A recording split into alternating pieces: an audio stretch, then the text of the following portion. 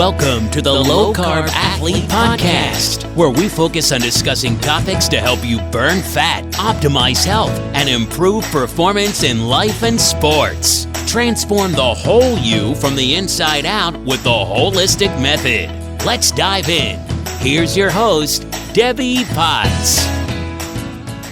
All right, I'm here to talk to Ben Azadi, who has his new book out, Keto Flex, and really a big book that I love that finally came out on kind of taking a metabolic flexibility, that keto and keto for athletes and fasting for athletes. We can kind of get some great information here from Ben, and we're going to dive into it. So thanks, Ben, for coming on my show. And you're Mr. Keto Kamp podcast host and Keto Kamp Academy, and you do a lot of everything. Thank you, Debbie, for having me. I love seeing all the bookmarks in the book there. There's a lot of tabs in here, and then I have bookmarks galore. So yeah, awesome. And I wrote notes in my notebook. I love it. So let's kind of talk about briefly, I know this could be a whole episode itself, but what brought you to this point of, creating Keto Kamp and creating the Keto Flex? What's your drive, your purpose, your why? So I got into the health space before keto, health space in general, back in 2008, where I found myself 24-year-old man, obese, physically obese, mentally obese with really bad thoughts, depressed, lost in life. I always say I was tiptoeing my way through life, just hoping to land safely on death's door. At that time, I was going through rock bottom, my version of rock bottom, where I was actually exploring suicide because I was depressed every single day, crying. And I felt really unhealthy. Although I was 24 years old, which is really young, I felt like I was 94 years old. I had debilitating lower back pain. I had knee issues, inflammation, and I had bad addictions, video games, drugs, my environment. So every time I wanted to explore suicide, thank God I would think about my mom, and it would stop me from pursuing that. And I knew I just had to get my act together, and it had to start with my health because I didn't have the energy to do much. So I started to exercise, I started to eat better, following whatever advice I found, like on Men's Health Magazine and livestrong.com and all these old websites. And for the most important thing that I did, though, before I even started my journey of transformation, was accepting responsibility and ownership, where I think a lot of people don't do that. And that word responsibility is so important in all aspects of life, but especially your health. Nobody's responsible for my health. Nobody's responsible for your health. And that word responsibility is your ability to respond to life. Up until that point, before I made any changes, my ability to respond to life was really poor. I was playing the victim. I was blaming my genetics, my enabling family members, my environment. And I said, no longer will I be the victim. I'm going to put my foot down, take ownership, and I'm going to become the victor of my future. So I started to exercise, started to eat better. And 9 months after that decision was made, I lost 80 pounds. I went from 250 pounds down to 170 pounds. I went from 34% body fat down to 6% body fat. I went from size 38 waist in my pants to size 30. So I finally carved out this physical six pack, which I always dreamed of having, being a kid that was bullied and picked on. But the most important thing that I achieved during that transformation, and still to this day, is a mental six pack. I started to think better thoughts. I started to become aware of how important your thoughts are. And that's what got me started in the health space. I became a personal trainer. I ended up opening up a CrossFit gym. I was there for 4.5 years before selling my shares and leaving the CrossFit gym. And then, of course, I became certified as an FDN, like you, a functional diagnostic nutrition. And then I started working with, before that, I started actually wanting to explore true health, because although I was fit, I wasn't necessarily healthy. Those are not really synonymous. I was a fit, sick person. And I know that you're similar to your story. So I had acne, I had digestive issues, but I had six-pack abs, right? And you would think that I was healthy, but I really wasn't. So I wanted to explore, okay, how can I actually get healthy? And I actually became a vegan for 1.5 years, 100% plant-based, which worked in the beginning and then didn't work after that, but I was very dogmatic about it. This is back in 2012, 2013. And then I started to get into the research of Paul Chek and Dr. Daniel Pompa, Dr. Mercola, and a few other people, Dave Asprey. And I realized, okay, maybe this vegan approach is not healthy for me long-term.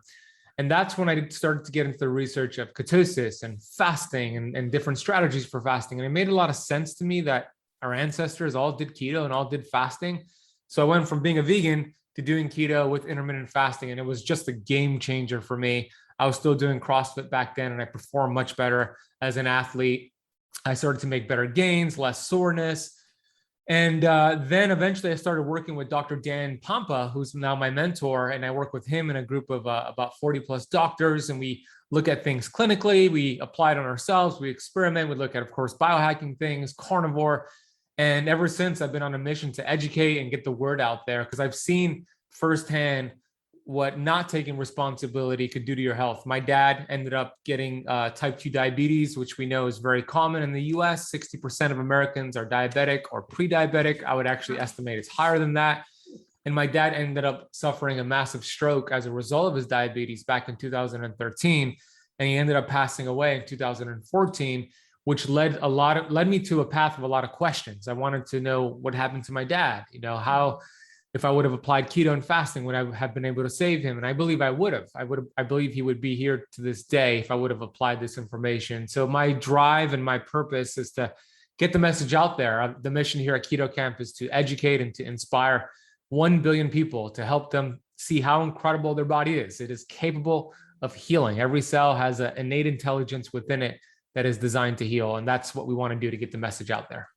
Yeah, right on. It's so great. I love hearing everyone's why, what their story is. I always like to ask everyone that in the beginning when they're on the show, but it's funny where I was saying how this podcast originally was called Fit, Fat, Fast. In 2010, we started it with John Smith, but he came from doing a vegan garden variety podcast for a year or two. And then he realized that vegan work for doing Ironmans too. He's doing endurance racing marathons and Ironmans and lost all this weight. But then he did the same story that many have, that they figured out, okay, this isn't working anymore after a year, and then switched to, learning about lower heart rate training and eating fat to burn fat. And so he switched. So anyways, I think there's a lot of people have that story. Totally. Vegan Very to common. Carnivore. So totally. All right, so let's dive into Keto Flex, because I've said for a long time that, I started doing functional lab testing, or not functional, but metabolic flexibility testing on treadmills back in 2005, and really learned a lot about, training endurance exercise and athletes of all levels, how to burn fat exercise wise. And then we started to learn more about nutrition, how to burn fat, and that, talking about metabolic flexibility is kind of Keto Flex, is that we don't want to do anything all the time and learning, we want to do things on and then cycle it off. And I really find that's more sustainable. And I really love, you talked to my friend Jimmy Moore. I listened to that podcast a few months ago, and it is on and off. We don't need to be doing something all the time, is what I get from all this stuff I keep reading, right? I mean, yeah. What led you to be Keto Flex rather than, hey, everyone, another keto book? Yeah, totally. And I love Jimmy Moore. Shout out to Jimmy. Yeah. So when we think about keto, we know that technically it's not a diet, it's a metabolic process. And I said it earlier, it has been around since humans have existed. Every single one of our ancestors, they did keto. Their environment forced them into periods of ketosis. With that being said, whenever they had the opportunity to eat carbohydrates, whether it was honey or fruit or tubers, they took that opportunity and they flexed out of ketosis. And that is what you said, metabolic flexibility. We want the ability to go back and forth between a sugar burner state and a fat burner state, but we want to primarily stay in that fat burning state because we know it's highly anti-inflammatory when your cells are burning fat versus sugar. When I was obese, I was a sugar burner, a glucose burner. Most Americans, most humans in this world, at least in first world countries, are sugar burners. And that's highly, highly inflammatory when you're stuck as a sugar burner. First of all, it's not a fun way to live. You have to rely on snacking every 2 to 3 hours, which will raise your glucose. And whenever you have raised glucose for an extended period of time, that's going to age you faster. Not good. So I compare in the book Keto Flex, I gave an analogy of burning sugar versus burning fat. And that is that when we look at the cells in the body, there's about 50 to 70 trillion cells. But out of those trillion cells, we only have 2 primary options for fuel. Either the cells are burning glucose or burning fat. When you are a glucose burner, it creates a lot of oxidation. It creates a lot of toxins. Cells produce energy and toxins the same way if I burn firewood in my room here, it would create smoke and toxins. I compare that, a cell burning glucose, to a Mack truck, a truck that's speeding through your highway with all this smoke coming out of the exhaust pipe. That truck is not going to be healthy for the surrounding environment, very similar to your cell burning glucose. When we could teach the cells to switch over to a different fuel source, fat, that's a cleaner source of energy. I compare that to a Tesla cruising through your streets. That's a better source of energy versus the Mack truck.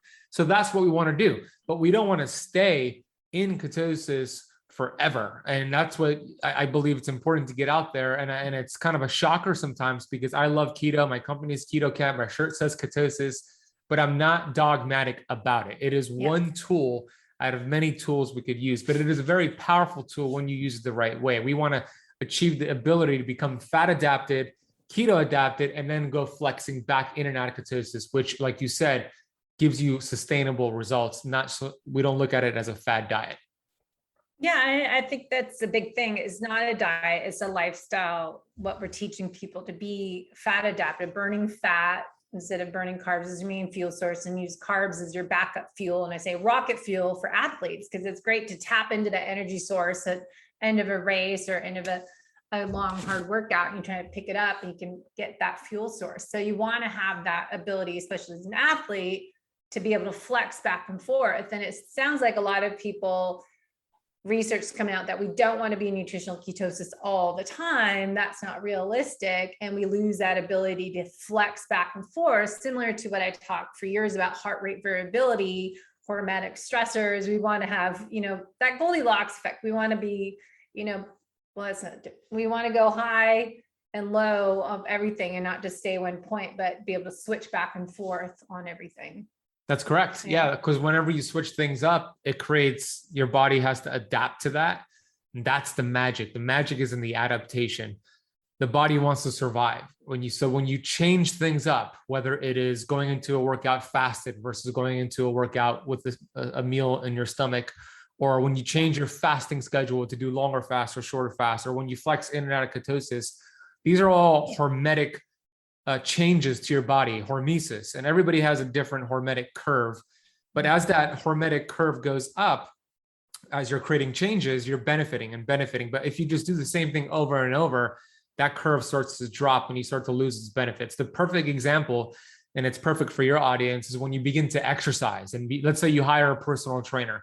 If that personal trainer gives you the same workout week after week after week, you'll plateau. In the beginning, you'll get results like when you do keto, but if you stay in there, that same workout, you plateau. But the greatest personal trainers and fitness coaches understand this. So they're always changing up the routine. One workout will be high reps, low weight. The next workout will be lower reps, higher weight. That forces adaptation. And then good cells get stronger when you force adaptation, and bad cells don't adapt. It is the survival of the fittest, because the number one priority for the human body and the innate intelligence is survival. And that's why we want to mix things up constantly with all the things that we're doing in life.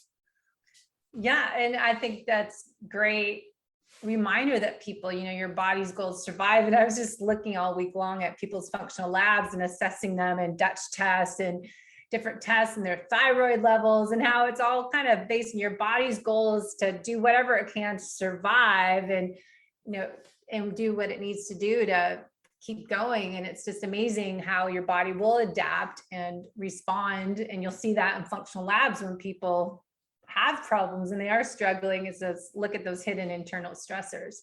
But also I'll throw in, before I want to dive into the phases, is that I, did 15 Ironmans. I did, I don't know how many marathons. And wow, I raced for a long time until I had my adrenal exhaustion, burnout, and breakdown in 2013. But I was doing, say, 2001 to 2013 racing endurance. And I always tell people, okay, I don't lose weight from training Ironman. I'm training 20 hours a week.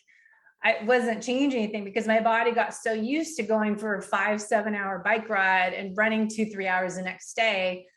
That's when it was a perfect example. It's not calories in, calories out, and that your body adapts to that training, that stressor. So it was no big deal for my body to do that because I was doing it for 15 years. So it is true for sure. We need that, switch it up. And looking at genetics too, like my body is actually 72% power athlete, but I was training for endurance sports. So it's like, all right, I got to do some more sprints and do some more heavy weights, but another conversation. But it's just so interesting how you have to, find that right balance for everybody to get that perfect results you are looking for.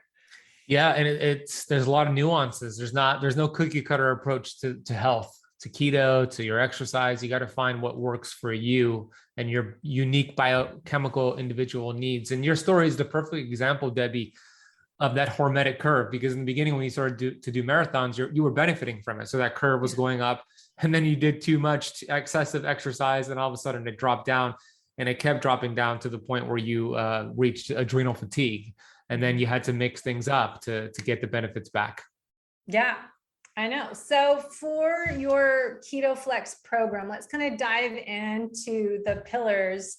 And then I want to make sure we have time to get into the fasting, because everyone's so into keto and so into fasting now.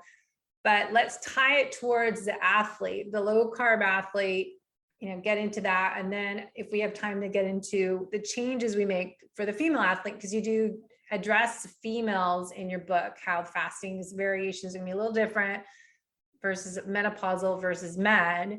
So we've talked a lot and trying to, discuss that topic, that women are not small men, that Dr. Stacy Sims brought into our world the last few years ago. That's like, all right, now let's tie that into carbs, because we think we get keto and for athletes think all carbs are bad and carbs are evil. They have to do zero carbs to do what everyone's doing or do carnivore. But all right, we've got a different category we need to address for the athlete, the endurance athlete in different types of sports. So let's kind of let you take it away in the Keto Flex, how you kind of briefly go into the different pillars, and then people can read more in the book, obviously.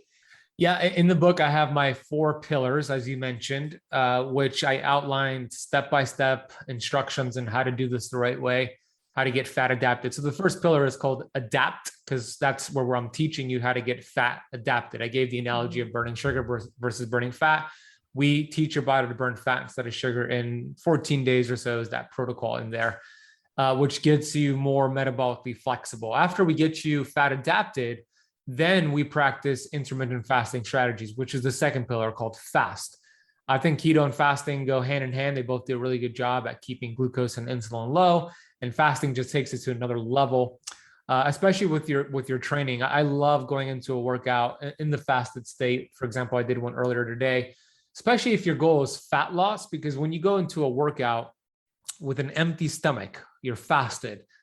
Dr. Benjamin Bickman explains as well. You put your fat stores at the front of this metabolic bus to be burned for energy first, versus having a protein shake or a meal before the workout. You would put the calories from that meal at the front of the metabolic bus, and then it'll take longer to tap into your fat stores. So that's why I love going into a workout in the fasted state. Plus, you get to use all that blood flow for the workout, whether it's a run or a CrossFit workout, whatever it is, you are just so in tune with that workout. So the workouts are going to be better.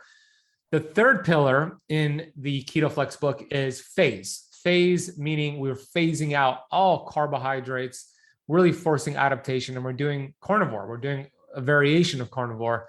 I outlined 4 ways to do it. After that, once you complete those 3 pillars, it should take you about 60 to 90 days on average.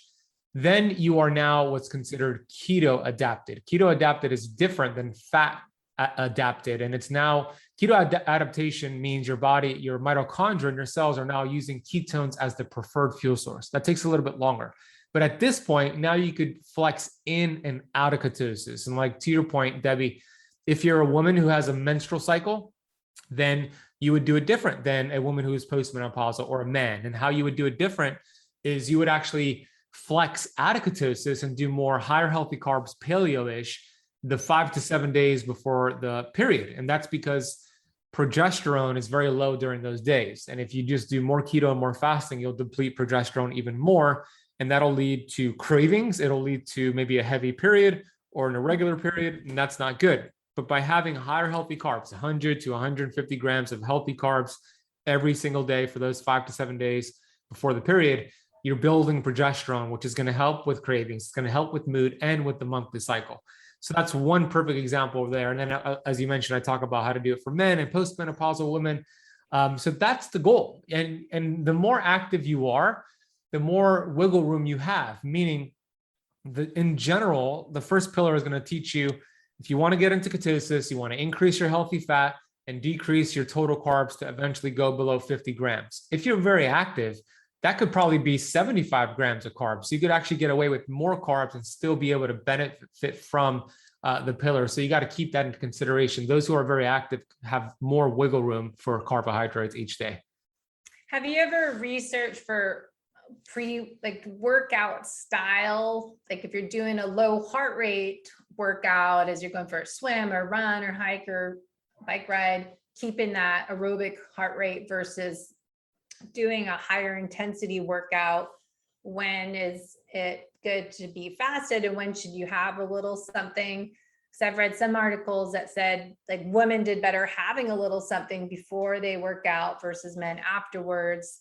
But then I always feel better not eating because, as you said, your blood's not into your digestive system, is in your muscles. So not eating anything feels better. But then it's always, to me, like that fine line of when is it going to be too much stress on your body when you're doing a workout? Like, what is that? I know it's going to be individualized, but if I work out 2 hours, am I causing more stress being fasted if my heart rate's above a certain point? So it gets so nitty gritty, but I think there's, really individualizing it a little bit. When is it good or bad not to fast?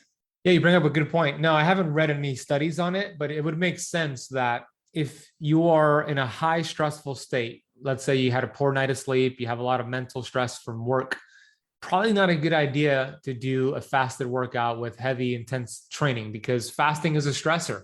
And if you already have your stress bucket full because your sleep is not good and you're just mentally, emotionally stressed, adding more stress, that hermetic curve will drop down. So I think it's going to be important for the person, the individual, to assess their stress levels and make sure their sleep is on point. Now, if you're getting quality sleep and you're mastering your stress, I think you could benefit, even if it's a 2-hour workout or a 1-hour workout of high intensity. You just got to keep in mind, if your goal is to build a lot of muscle, then you probably want to have some aminos during the workout, so amino acids, or have a high protein meal right after the workout. So it's going to be catered to the individual, but there's no cookie cutter approach to this. You got to really figure out what works best for you. I prefer to work out in the fasted state most of the times. Like you said, I feel great. I feel awesome. And if it's like a cardio workout, I'll probably continue fasting after the workout. But if I did strength training like I did today, then I'll have a high protein meal after the workout. So that's the way that I personally do it. Yeah. What the word you keep said a few times is cookie cutter. There is no cookie cutter approach. And that's what I keep trying to share, that everyone, as we learn FDN and nutritional therapy, we are unique bio individuals, and it's N equals 1. It's experimenting with your own body, because we know your microbiome, your genetics, your lifestyle stressors, your sleep. I mean, there's so many factors that go into what you want to recommend. It's like, this is a template. This is not exact. And I think a lot of people try to do, okay, I'm supposed to just do 50 grams of carbs and I'm supposed to do everything fasted, but then, that works for some, and then it doesn't work for others, that you have to really experiment and tweak from there. It's not like this is a blueprint, it's a template.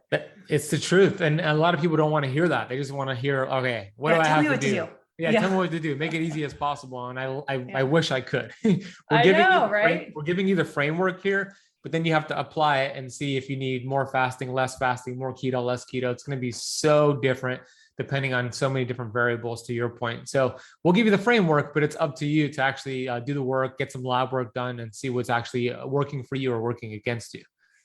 So going back to the phases, the pillars that we're working on, once you're fat adapted, and then going to some intermittent fasting, you're doing like an 18-hour intermittent fast, or I know some people say like 12 to 15 hours. What do you call the intermittent fasting phase? I like 18 hours for most people on most days. Yeah. And then you're teaching them how to eat in that feeding window. Yeah. Eating like 2 meals and no snacking.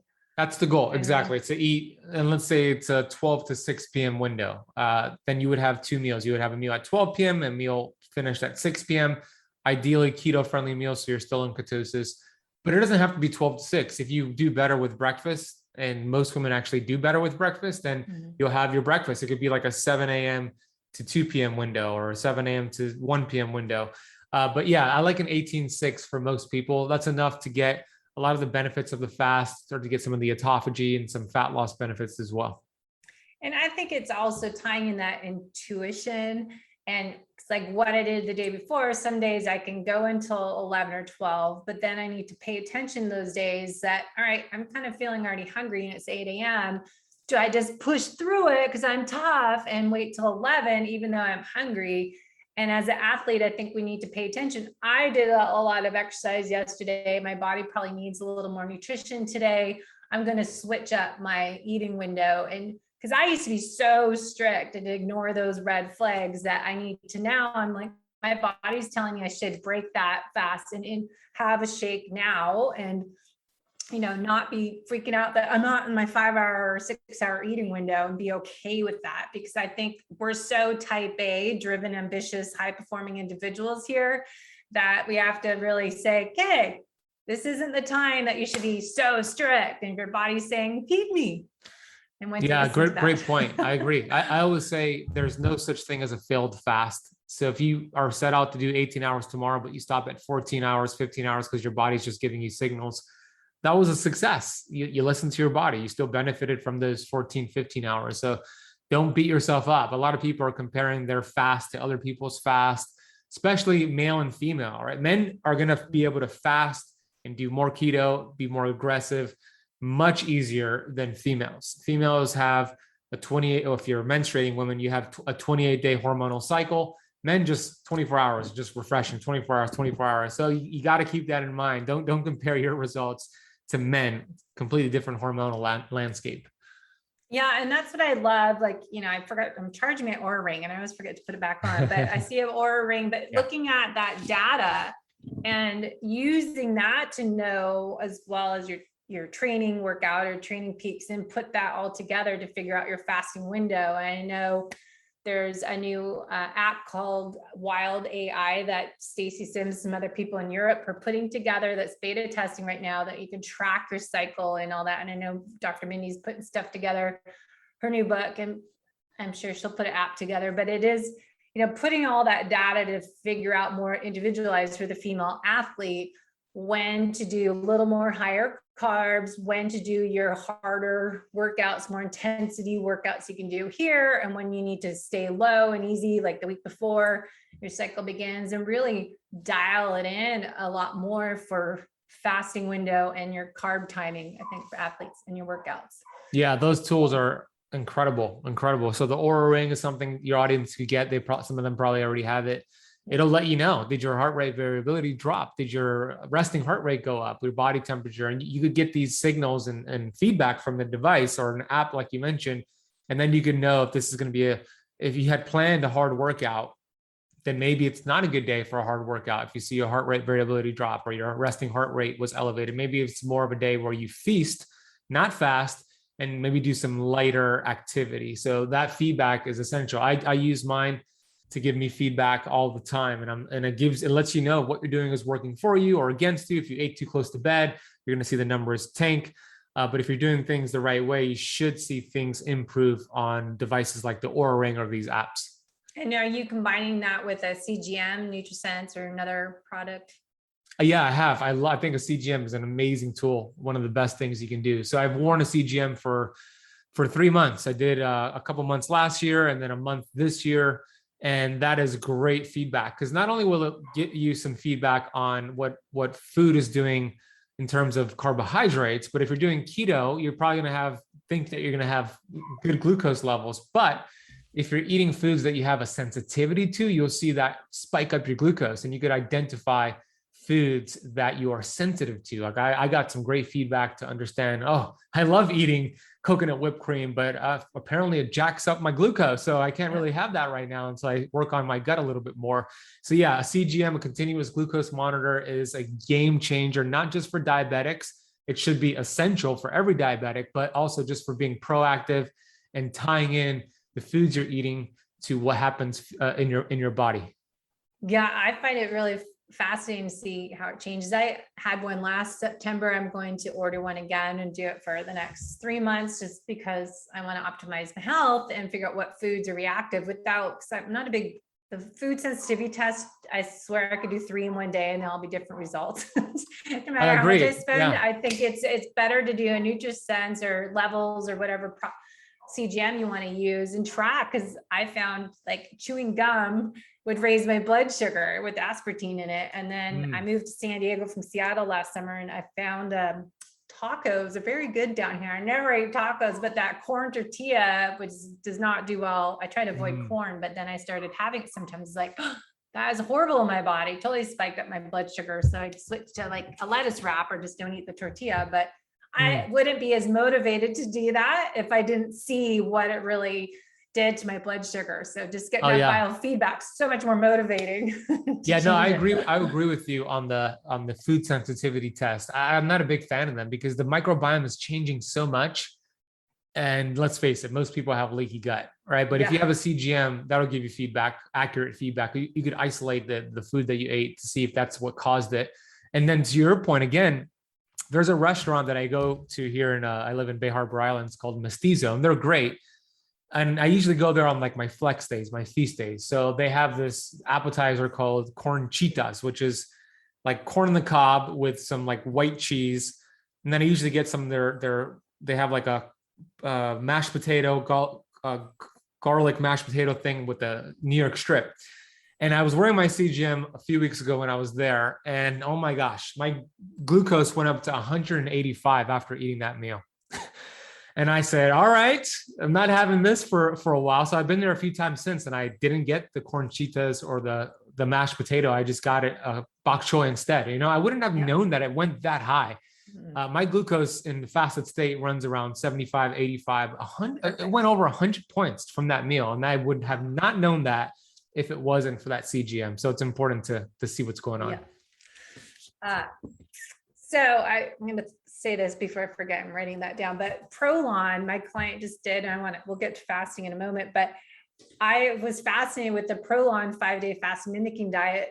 His blood sugar has been awesome. And then we put him on the Prolon and his blood sugar was spiking every time the dinner, because it was more carby. It's like, wait, this is supposed to be a fasting mimicking plan, but the products, ingredients in the soups and packaged foods, which I'm not a fan of, but it just was easier for someone that's busy not to think about a no-brainer program. But side note, it was totally messed up his blood glucose, ironically. So, I believe it. I think Prolon, I've done some work with them. I think Prolon fasting mimicking diet is an amazing tool for somebody who's eating a standard American diet who wants to transition and get the benefits of fasting. But if you're already doing fasting and keto, for me, it's kind of going a step backwards. And especially if you have SIBO, small intestinal bacterial overgrowth, there's a lot of inulin in their products. At least there used to be, they changed it up. That could flare you up. And then, like you said, there's a lot of ingredients there that could cause, you might be sensitive to, that could cause a glucose spike. So I see it for people who are standard American diet, but not if you're already doing fasting strategies in keto. Yeah. Okay. And then the next question before fasting is the keto to carnivore. Why do you feel like it's good to switch up? Does that mean, that flex to go high fat? Because, your book, you're talking about traditional keto is like 90% fat to 60%. And then there's switch to be in the carnivore phase, doing high protein and fats, and then keeping your carbs kind of that steady level the whole time. Talk a little bit about that, and then how we can adapt it for the athlete. I think carnivore is terrific for most people because, like I mentioned, most people have leaky gut. They are eating vegetables and plants that have anti-nutrients in them, which can make their leaky gut worse. Plants don't want to be eaten. They have developed these defense mechanisms over many, many years ago because they couldn't run away. They couldn't claw at another predator. They had to create these poisons, the toxins, essentially. So when we eat them and eat them all the time, it's too much for the body to handle. And it could actually poke holes in your intestinal lining. It could open up your tight junctions. So carnivore is a way to eliminate all that. It's like it's an elimination diet, essentially. So you're able to really heal the gut and maximize the benefits of flexing once you go into flexing and start introducing more fruits and vegetables. So I love that. Now for carnivore, for athletes, how could you apply carnivore to athletes? I would incorporate honey. If you're very active and you're doing carnivore. Now, it's only 30 days that you're doing the carnivore for in my book. But if you're very active, like the first time I did carnivore and I was training hard, that first week I was bonking, and I'm very metabolically flexible, but oh my God, I was doing sprints and I'm like, man, I feel winded, more winded than I usually am. So I started to incorporate a little bit of some raw honey, like a couple teaspoons before the workout, and it made a big difference for me. So that's what I would recommend. And technically it comes from an insect. So you are still in the carnivore world there, and there's no anti-nutrients in it. That's one way to do it. And then there's also a great product called Energy Bits. Are you familiar with Energy Bits? Yeah, I interviewed them a long time ago. Yeah, so they make a great product with spirulina and algae, no anti-nutrients. Technically it's not carnivore, but I would say it fits right into carnivore because there's no anti-nutrients. And the goal of doing carnivore is to eliminate anti-nutrients. So that could be something else you could incorporate as a biohack if you're an athlete who's doing carnivore. Yes, that's good. I think the honey is a good trick. And I think, timing that depending on the workout intensity would be good, because if you're doing a maffetone type of low heart rate fat burner workout, maybe you just need some elemental sea salted water, whatever electrolytes in your water, and you're fine. Certain point, maybe if it's 2 hours more, then you need to add a little more fuel food wise, but honey before a more intense workout would be good. And then also we always hear about that before sleep too, for people that are not sleeping through the night. If you wake up middle of the night, having a little honey for bedtime. But I think honey, people can find it ones. I know beekeepers is a big one, but at farmers market, I know they always have someone selling honey. And you're supporting local farmers too. So that's a win-win. Yeah. I'm all about the farmers market, especially living down here in North San Diego. There's one like every day somewhere. Yeah. San Diego is beautiful. I was supposed to be there this month, but Keto Palooza ended up canceling the event. So I won't be there probably till next year. There's Low Carb USA's end of the month. Right. I saw that. Yeah. Yeah. Finally a conference. And then there's the keto, the one in Vegas in October. Yeah. I'm going to, right? That's going to be fun. I'm glad that the conferences are in person or starting to pop up. Thank God.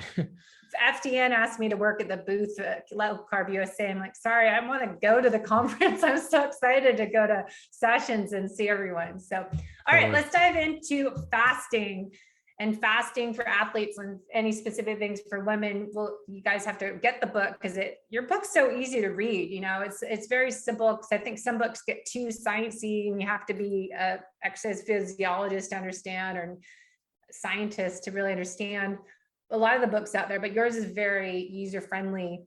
And I think people for sure have to read it, but if we can touch on fasting variations, I think it's a great section in your book, and how we can implement them and when is it appropriate to intermittent fast and add those variations. Yeah, thank you for that. The goal was to write a book that was easy to read, but also had the science to back it up. And I feel like we accomplished that. So thank you. Yeah. Fasting is amazing. It's one of the best ways to harness this innate intelligence that we have within us. I believe, my premise is that the body could heal itself as long as you do 3 things, and I talk about in the book.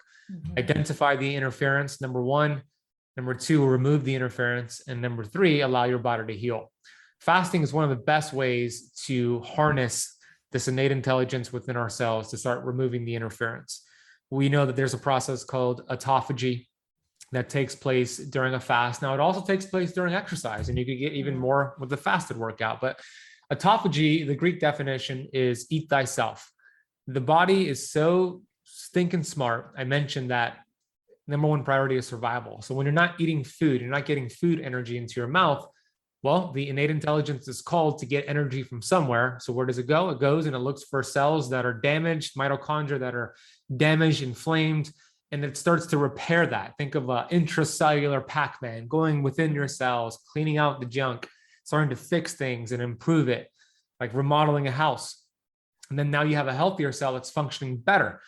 And it goes a step further. If the innate intelligence has determined that a cell has no function, it is what's called a senescent cell. Some people call it zombie cells. Then it sends a signal. The innate intelligence sends a signal to just kill that cell via apoptosis, which is programmed cell death, cell suicide. And then it stimulates a new cell, which is a stem cell.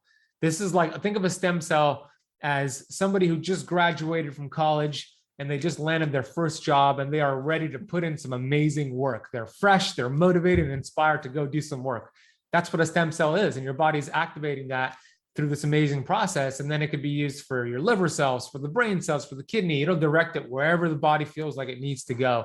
All of this is happening during a fast. That's how incredible the human body is. It's one of the best ways to prevent diseases like cancer. It's one of the best ways to reverse metabolic conditions like insulin resistance and type 2 diabetes. Now with fasting, we do want to change up the schedule. We talked a little bit about how to do it with the workout. You got to really see what your stress levels are, but there's different ways to practice fasting. There's a 24-hour fast that you could do once a week. I talk about it in the book. I love doing a 24-hour fast, just having water and sea salt and electrolytes, minerals. I like doing that for 24 hours once a week, because you're going to really reset the gut, to use Dr. Mindy's word, reset. You're going to heal the gut, because there's some research that shows 24-hour fast, MIT research 24-hour fast could reset the gut and strengthen intestinal stem cells in mice. That's one way to do it. There's block fasting, where you do 3 or more days. Of course, you want to do that at the right time. And then what can you have during a fast, especially as an athlete? If you want to get the most benefit from your fast, you want to make sure you're having water, of course, but you're having electrolytes, sea salt, and minerals. Those are going to be important. I'm not a big fan of taking other supplements with herbs and other things that have calories in it, just because it'll push your innate intelligence a certain direction. With that being said, there are things that are called crutches, like a bulletproof coffee is a crutch. Bone broth fast is a crutch. Having some fat, low protein is a crutch. You won't get as much benefits as just doing water, but that's fine if you're new to it and you want to use it as a crutch. But if you want to maximize it, stick with water and electrolytes, especially if you're an athlete. You want to really up the game with minerals and electrolytes even further to make sure you're replenishing it consistently. And I would think that time that you do an OMAD 24-hour fast, we would want to just do low movement type of activity throughout the day, like walking, or maybe if you play golf. That's a low activity to me, but doing low stuff. Don't do a 2, 3, 4 hour bike ride or, hard run workout. Cause I think that is when you put stress in your body, when you try to time your 24-hour fast meal to meal with exercise. Cause I know Dr. Mindy had a post the other day or video she was doing exercise, and I keep trying to watch and read what people say. And a lot of people are like, hey, what do I do for exercise? And I think you have to really make sure those times that you're fasting, we want to avoid extra stressors, right? So let the body heal thyself by not doing the exercise. Like move, don't sit on your butt, watch TV all day, but maybe just do some low recovery day, and that's your kind of off day.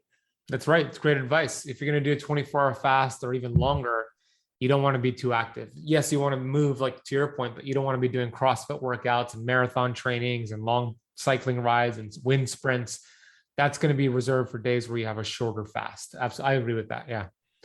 Yeah. And then, drinking wise, I think I was okay to do that crutch and do like a bone broth fast and then do, the dinner, or is it, you're saying do that in the beginning, then work towards, you're better off, get more cell autophagy if you just do the mineral water all day long, electrolytes.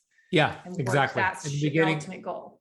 Yeah. And the ultimate goal is to do just water and electrolytes. Yeah. That's how you're going to maximize the benefits from your fast. But if it's too challenging, then you could throw in a crutch. I'm fine with that. Yeah. And then take out those supplements. Like if people are all on gut healing protocols and all these herbs, they want to just eliminate everything for the day. And maybe I've heard, you can do, would you do enzymes or berberine and anything where you just like I always feel like we need a body of rest of taking all these supplements too. It's like, can we just let the body be natural? Yeah, because you're right. Because when you take the supplements, you start the digestive process. So you might lose some of those digestive benefits from the fast. And then if you're taking berberine, I'm a big fan of berberine, but that'll lower your blood glucose. And if you're fasting, you're already lowering your blood glucose. So that could be just too much. So yeah, it's a good idea to just stick with water and minerals during that fast. That's the best option for you. Have you ever used a Keton hypertonic minerals? Ben Greenfield talks about that in the mornings, and isotonic minerals at night from Keton, the quicksilver cells.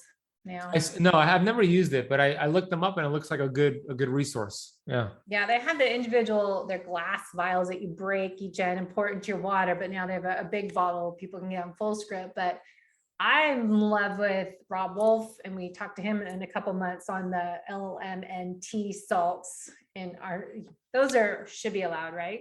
Are we allowed? Yeah. Yeah. I like Rob Wolf's products. I like them. I like Redmond's Relight. Just keep in mind, if you're doing the ones that have stevia in it, for some people it could cause a glucose insulin response. So it's always best to do that in a flavor. I can't do any of those sugar sweeteners. Oh, it does. They really, so I've really gone through a lot of experimentation with what electrolytes to have, because so many of them have, even Seeking Health, they have different sweeteners, and Jigsaw Health has different hydration packs. And I'm super sensitive. I'll get a headache right away. Wow. Like in seconds from them. But I know those, and the glucose monitors will tell you as well what works for you. But again, N equals 1. Exactly. Everybody's different. Yep.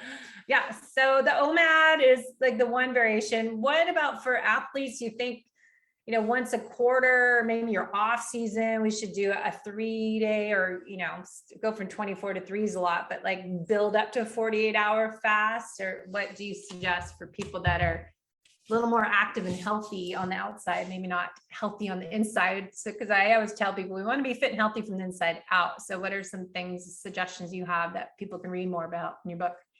Inside out. That's the way to do it.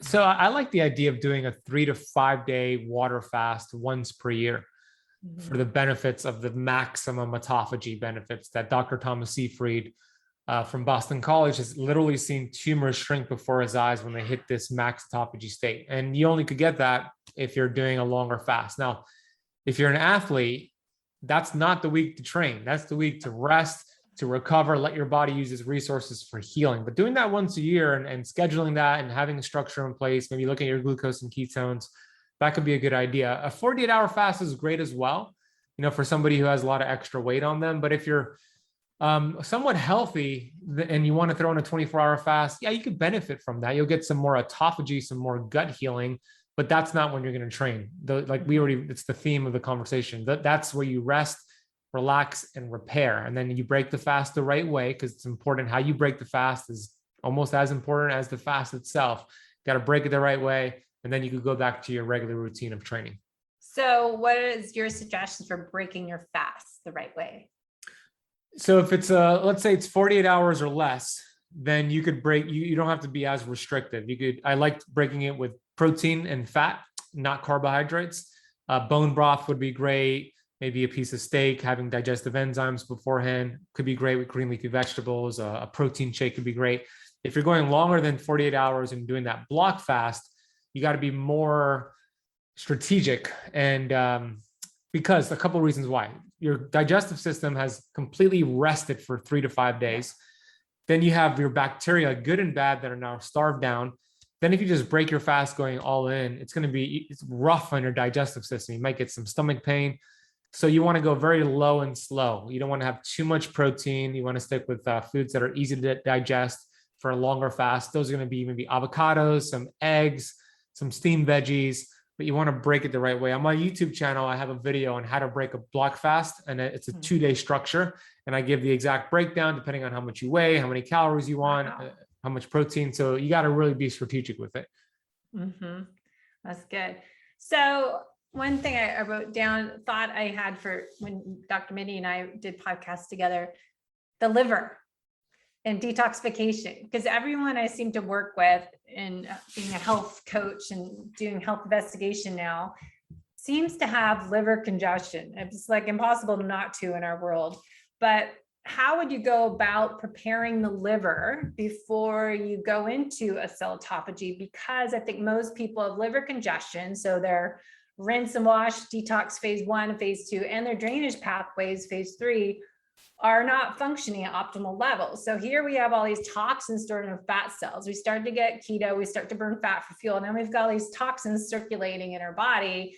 They have nowhere to go because we don't have anybody to escort them out, or they try to get out and they can't get out. So what should we do to prepare our body for being into nutritional ketosis and when we're doing cell autophagy fasting. Have you found any great things to dive into briefly? Yeah, absolutely. It's an important topic. The liver is the soccer mom organ, right? She does everything for us, and we haven't treated her well. We treated the liver very poorly with medications and processed carbs and toxins and alcohol.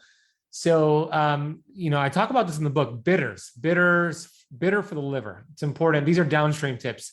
Incorporate more bitters. And those are going to be apple cider vinegar, arugula, dandelion tea, dandelion greens, ginger tea, artichokes. These are going to be important to support the liver. Milk thistle tea, rosemary, thyme. These are all going to be great, fantastic for the liver. It'll help support it to produce healthy bile. Bile not only helps you break down fat, but it also has a detoxification effect as well. And then you could go a little bit more upstream. Actually, it's still downstream, but it's a little bit more of a powerful tip than the bitters. And that could be a castor oil pack, could be terrific, where you just put a castor oil pack overnight. Coffee enemas could be terrific. Avoiding alcohol, of course, could be terrific. But yeah, you want to make sure those detox pathways are open. You could work on the lymphatic system as well. If you're active, you're already working on that. Maybe do some dry brushing as well. Yeah. Trampoline jumping. Yep, exactly. Right behind you is a trampoline, jumping up and down, jumping jacks too. So yeah, you want to find ways on a consistent basis to do that, to sweat. Red light therapy is also great. Sauna is great. So these are so many things we can do, but we got to do them and we got to be consistent with them, because if you don't have your detox pathways open, and if you have a sluggish liver, those toxins that are now dumped into the bloodstream when you burn fat become reabsorbed and you feel like crap, and your body will actually slow down fat burning, all for the sake of survival. If it knows every time you burn fat, you dump toxins, it's not going to want that. So it actually could create weight loss resistance. So by following these simple tips and being consistent with it, you could overcome weight loss resistance. Well, yeah, it definitely backfires if you start this and your liver's congestive. I've had clients actually start to feel more puffiness, gaining weight, because their toxins, their drainage pathways were not open. So now it's like, okay, we still have some things to work on before we go into the next phase of your protocol. That I always find number one is like, let's start on digestion, how, what, when, and why you're eating. And then let's work on, is your liver functioning? What can we do to optimize it? Just like dandelion herbal tea, sipping that throughout the day, and having apple cider vinegar with lemon and cayenne pepper and cinnamon right before you eat. Or, it's just amazing. Just different things you can do that aren't on a pill form, because I'm trying to find nutritional therapy ways for people, so we're not taking 20 supplements, because I feel like we aren't even breaking down and absorbing them, getting them into the body half the time. So it's really look at nutritional sources as well as lifestyle habits. That's right. Yeah, I'm with you on that one. It's important. I mean, the more consistent you are, the more benefits you're going to get. It's not too difficult to do that. Having a shot of apple cider vinegar before a meal, or drinking some dandelion tea, milk thistle tea, or ginger tea, just mix it up. And the more consistent you are, the better results you get. I found I had this pitcher that I didn't know until we moved last year. I'm like, oh, this is great. I can fill hot water in it and then put it, or brew tea, or put it outside, make sun tea. But I just go put, 4 tea bags in it. And I like the dandelion, then I have turmeric blend, and then a liver detox one. And then I'll just put them in, have it as iced tea or poured over ice. And it's great to have something different than water gets so boring. And I think that's a great little solution. Don't think of it as benefiting my liver. Just think it's something to drink and it hydrate and it tastes good. Something else than, or put it with some sparkling water. So I think you have to be creative and work on, food, healing yourself combined with the fasting. Yeah, I love that idea. You're so right. And it tastes good. It's not like you're drinking something that tastes disgusting. So I love that idea. I know. Oh, and then my new thing, I was just telling my client, like the chocolate sea salt from LMNT, I was like, oh, that sounds horrible. But I put it in my protein smoothie 2 days ago. It is the best. Add the avocado and put your protein and greens in there. That's my new discovery. That's worked really. That sounds good, actually. So I was trying to text Rob Wolf's company. I'm like, guys, you're forgetting not just the cocktails and water, but put it in your shake. It just made it taste so good. Okay, so last little bit, we have anything we want to hit on the fasting variations with the style of workout, like the strength, HIIT, low heart rate. You're talking about for women in your book, mentioned something about the best time cycling females to exercise Mm-hmm. And it was like the week before their cycle, we're supposed to do lower heart rate exercise, easier week, kind of be loving to your body that week before. And then when your cycle starts, I've read your hormones are more like a man's hormones. You can just hit it, do a little more intense workouts. What do you find for timing those workouts based on fasting and low carb, high carb? Yeah, you said it. So for the cycling women, exactly that, especially day 6 through day 13 after the cycle is when testosterone peaks. You have the highest amount of testosterone and estrogen. So that's a great week to do more strength training, increase your protein, more muscle building.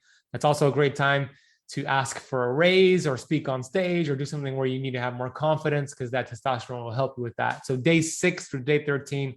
Now it could change. It could be for a woman day 7 through day 14, but somewhere in that range there, the second week after your cycle is when you want to do most of your strength training. That could be a sweet spot for you. Awesome. All right. So let's finish up. People can get your book on Amazon. Do bookstores no one sells books at the bookstore? There are no bookstores. Everything has to be on Amazon nowadays. I feel bad. Unfortunately, I love bookstores. I get so excited when I find one, but yeah, it's mostly Amazon these days. All right. So Keto Flex, and how can people learn more about Keto Academy? Keto Kamp Academy. Thank you, Debbie. I would recommend starting with the book. The book you could get over at ketoflexbook.com, which goes to the Amazon page. It's currently available on paperback and on Kindle. And then I'm actually working on the Audible. I'm 61 pages down, still got a ways to go, but I'm reading the Audible version of it, going into the studio. That'll be out hopefully this year. And then if you want to learn more about my other work, my YouTube channel would be a great resource. Just type in Keto Kamp, Kamp with the K on YouTube. We have the Keto Kamp podcast, and then I'm on all social media platforms where you could find me. Just type in my name. I'm very, very accessible. So do you set boundaries? Because I get sick of social media, and I don't know how these people, you guys, Mindy, I mean, I know everyone has their team of people helping them as you guys get so big, but do you set boundaries of when you're online and working and when you're doing non-work social media? Yeah, for sure. You got to set boundaries. You can't let social media consume you. You just be a creator on there and then exit. Thankfully, I do have a team as well who helps me with posting and getting back to comments sometimes and messages. And yeah, you got to set boundaries, especially apps like TikTok. TikTok, I have found to be highly, highly addictive. So when I go on TikTok, I'll post a video and then I'm off of there. Once I find one video on my little For You page, 30 minutes in, I'm like, where has the time gone? Yeah. So if I do dedicate time to TikTok, because I do have some fun watching videos on there, it'll be later in the day when I'm done with my work. So I set those boundaries to, I don't go on social media typically during my, before 6 p.m. Good job. Yeah. I always am asking people that are all over. I'm like, how do you do it and not burn yourself out? And, we have to practice what we preach as health coaches, that, disconnect, unplug, disconnect, connect with your family, your spouse, kids, and be only available, say, before 7. And I'm not available till after 9 a.m. or else you're just breaking your own self down and having this constant stressors in your life and not that balance with the happiness and play part. I agree, especially the morning and before bed. Those are 2 times you want to be very protective. I don't even look at my phone for an hour after I wake up. And then that same thing before bed. I'm not on my phone before bed. Those are 2 times where the subconscious mind is very impressionable. Mm-hmm. And you want to make sure you're feeding it what you want to feed it. So meditation or reading a book or listening to a podcast. So that's the time where you don't want to be on social media. Yeah, I know. So lastly, what do you do to start your day? I have a extensive routine.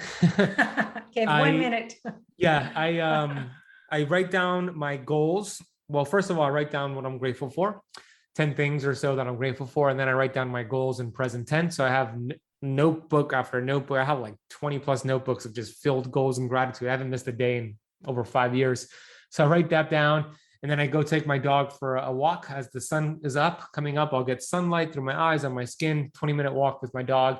And then I start making my French press coffee. Mm-hmm. And I'm listening to an audiobook as I'm doing that. And then I go on my balcony or on my rooftop and I'm doing more self-development as I drink my coffee. And then I'll do some red light therapy here. I have 4 panels as I listen to more of an audiobook. And then I start my day around 9 a.m. So it's like an hour and a half, 2-hour routine before I even start my day. Nice. Lucky you.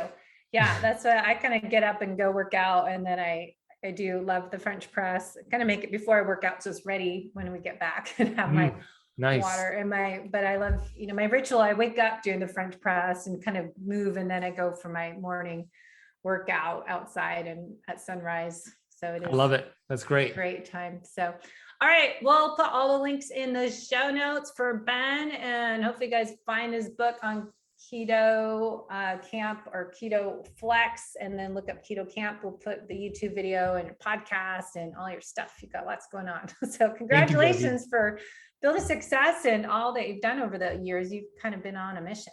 Good job. Thank you, Debbie. I appreciate you and your work. And it was a pleasure being on your podcast. It was an awesome conversation. So thank you. Yeah, thank you. Thanks for listening to the Low Carb Athlete Podcast. If you have any questions, feedback, or topic suggestions, let us know on Facebook or at debbiepotts.net. You can help us to continue to grow by leaving a review on iTunes. Thanks again, and we'll see you next time.